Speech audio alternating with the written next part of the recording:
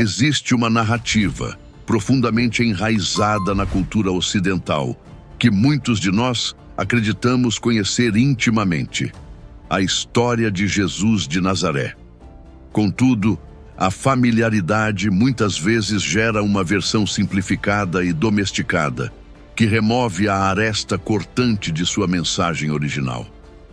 O que este vídeo propõe é uma jornada para além dessa superfície, para redescobrir por que suas palavras e ações foram e continuam sendo profundamente subversivas às estruturas de poder do mundo. Se você busca um entendimento que vá além da leitura superficial, considere se inscrever para não perder esta jornada de aprofundamento. Valor. Entender isso é fundamental para qualquer pessoa que deseje levar a sério sua fé. Mundo tão perenemente relevante e desconfortável. Crítica e transformadora. Extremas. Vivendo sob a bota militar do Império Romano. A esperança de um Messias, um libertador prometido nas Escrituras, era palpável e intensa.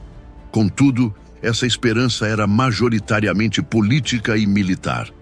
O povo ansiava por um rei guerreiro, como Davi, que esmagaria seus opressores romanos e restauraria a soberania e a glória de Israel, estabelecendo um reino de poder terreno. Pureza ritualística rigorosa, acreditando que a obediência meticulosa à lei traria a intervenção divina. Os saduceus, a aristocracia sacerdotal, colaboravam com Roma para manter o status quo. Os zelotes, por sua vez, pregavam a revolta armada como o único caminho para a libertação, vendo a violência como uma ferramenta justa contra a tirania. Geral era por uma demonstração de força, uma tomada de poder que validasse as profecias através de conquista e domínio. Qualquer coisa aquém disso seria vista não apenas como uma decepção, mas como uma falha, uma fraqueza incompatível com o ungido de Deus. Exércitos, mas acolhia os marginalizados. Não falava em tomar o poder, mas em servir. Sua mensagem não se encaixava em nenhuma das categorias políticas ou religiosas preexistentes. Constituição desse domínio novo e peculiar: humildade. Época fosse o mandamento de amar os inimigos e orar pelos que vos perseguem. Num contexto de opressão brutal, isso soava como loucura ou traição. A lei de Talião, o olho por olho, era o padrão de justiça. Jesus propõe um caminho diferente: absorver o mal com o bem, quebrar o ciclo de violência através do sacrifício pessoal, uma ideia completamente alienígena e impraticável aos olhos do mundo. Pelo contrário, é uma forma de resistência espiritual ativa e poderosa. Oferecer a outra face não era um sinal de fraqueza, mas um ato de desafio que expunha a imoralidade do agressor ao se recusar a espelhar sua violência. Era uma estratégia que desarmava o opressor ao se recusar a jogar seu jogo de poder e retaliação. Se contentou em virar a sociedade de cabeça para baixo. Ele reivindicou a autoridade de revelar o verdadeiro significado da própria Escritura, o que gerou um conflito inevitável com as autoridades religiosas. Justiça era medida pela conformidade a esses mandamentos. Cumprir a lei significava obedecer-lhe ao pé da letra em cada detalhe visível. Coração, tornando o padrão de justiça infinitamente mais exigente. Foi sua abordagem ao sábado. As autoridades religiosas haviam criado um complexo sistema de proibições para proteger o dia sagrado. Jesus desafiou isso repetidamente, curando no sábado e declarando que o sábado foi feito por causa do homem, e não o homem por causa do sábado. Ele se posicionou como a autoridade final sobre a própria lei, o Senhor do Sábado, um título de divindade implícito e chocante. Permaneceu apenas no campo da teoria. Ela se manifestou de forma ainda mais visível e controversa, na maneira como ele interagiu com as pessoas que a sociedade de sua época considerava fundamentalmente impuras e excluídas. apagando as linhas que todos se esforçavam tanto para manter. Eram meras preferências sociais, eram categorias teológicas que ditavam com quem se podia associar, comer e até mesmo falar. O contato com o impuro contaminava o puro, mas lhe ofereceu água viva, tratando-a com dignidade e valor incondicionais, pré-condições de purificação.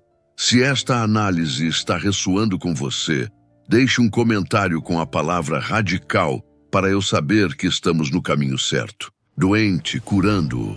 Ele demonstrou que a santidade de Deus não é frágil e contaminável, mas poderosa e restauradora. Moderna, a cruz é frequentemente vista como um símbolo de fé, ou até mesmo um acessório de moda.